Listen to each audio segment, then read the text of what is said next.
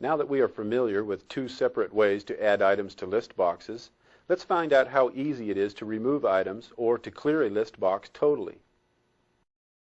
Although the list count property keeps track of the total number of items within a list, the list index property displays the currently selected items order in the list.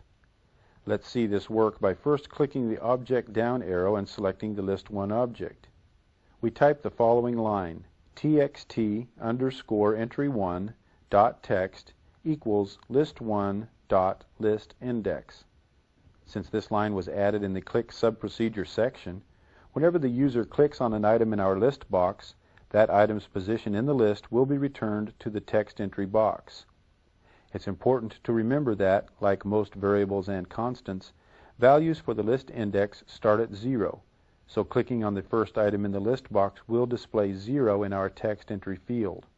From the object drop-down list, we select the form object and the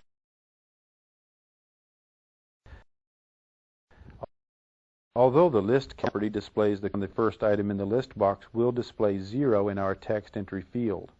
From the object drop-down list, we select the form object and the form load subprocedure is displayed in the code window.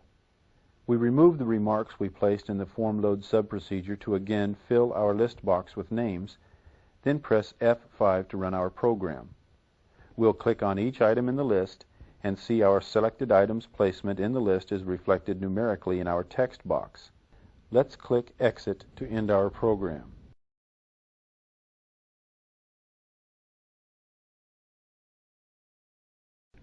As well as showing this index number to our users visually, we can use the number internally to remove items from our list box. We'll click the Object drop-down menu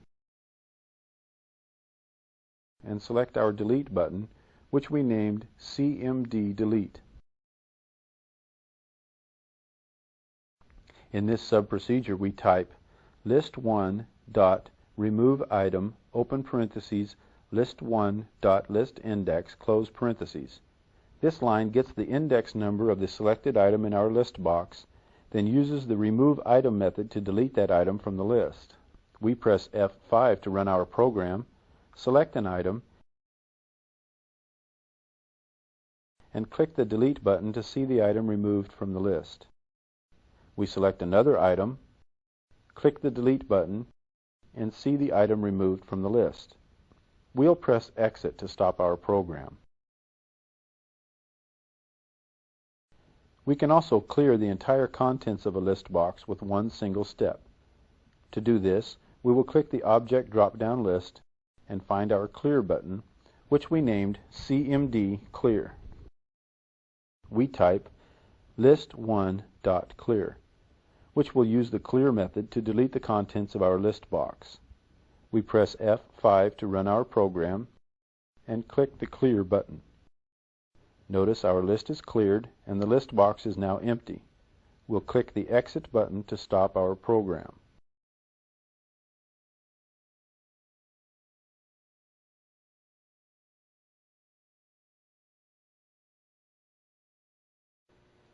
When multiple command buttons are on a form, users will need to access the most often used controls quickly and easily. By changing certain properties, such as default and cancel, we can give our users a simple way to access specific command buttons. An important command button property to understand is the default property. The default property is used to designate a single command button in our program as the default button. Provided no other command buttons have already been selected, whether by tabbing to or clicking on them, the user can choose the default command button by pressing the Enter key, which will invoke the button's click event. There can only be one default button for any form. When the default property for one command button is set to true, all other command buttons are set to false. However, it's important to remember that once we have selected a command button that is not the default button, we can then choose that command button by simply pressing the Enter key. Let's make our Add button the default button for this form. This will allow us to quickly add names to our list. We click the View Object icon in the Project Explorer and select the Add button. In the Properties box, we locate the default property and double-click in the Property Value window to set it to True. The Add button is now the default control on this form. To better see the difference this change has made, we also need to remove the Add Item statements we placed in the Form Load subprocedure. We double-click the form, and the Form Load subprocedure is displayed in the code window. We'll position our cursor in front of the first Add Item statement, and while holding the Shift key, press the down arrow key 7 times.